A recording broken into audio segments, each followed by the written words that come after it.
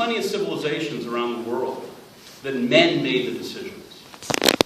There have been plenty of examples through history where a particular king or emperor could decide whatever he wanted to be the law on a whim. But see, one of the great advancements of human history is a parliament that passes laws with certainty and says, if you do certain things, you'll be punished. That's what creates stability in civilization.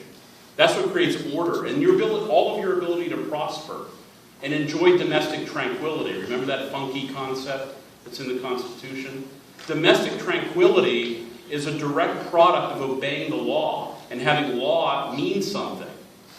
There's no domestic tranquility in lots of places around the world because men are making the decisions about what the rules are on whims. So to have a situation where we have borders and you can't cross the borders and stay without complying with certain laws, and then to have individuals just suspend those laws on a whim. These are dangerous things. These aren't just, well, it's the right thing to do, or it feels good, or what about all those poor children? It doesn't work that way. That's what legislatures are for. And I know you guys are studying hard, you're in school, but I'm telling you, around the country, I travel all around this country, and there's a pervasive feeling that we're coming unglued on these issues, where the law no longer matters.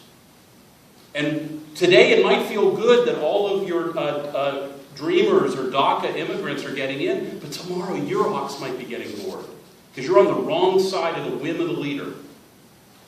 You're on the wrong side of the prevailing political winds. And it might be, what if it's the FACE Act? Anybody know what the FACE Act is? Federal Abortion Clinic Entrance Protections. What if the next Republican president says, you know, I'm not going to enforce the FACE Act. Come on, bring your mob out to beat people up who are trying to go exercise their right to choose. It could happen just like that. Once you accept the premise that law can be suspended by the executive, like this is happening in this question, all bets are off. And why are you here? Are you here to guess what the next president or the next governor is going to say what the law is? Or are you here to read the books and study the statutes and read the cases? Because if you want to live in the other world, there are plenty of places around the world like that, where you can go and live under arbitrary rulers. And plenty of times around history where the law was kind of like a suggestion. You know, like, well, we passed a statute, but, you know, the king says something different. It's a very dangerous divide. And this DACA issue is one that illustrates it. And, you know, we hear all the excuses why it's okay and so on and so forth. But I'm telling you, there's a bigger issue at play. And it gets to really, why did you want to go to law school? Do you want to go and live in a country and practice law where, you know, if you know the judge, you might get a great ruling? None of us like that. It's one thing to know the judge, it's another to get rulings off of that knowledge. Or do you want to know the president and know the administration well, and therefore your company gets a free ride?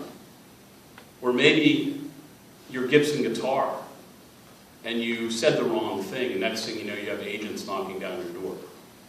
That's not what America's all about. America's based on certainty in the law. And if you're here illegally, and you're here knowingly illegally, no king, emperor, president, or bureaucrat has the power to say what the law is. The law is the law. And otherwise, why are you here?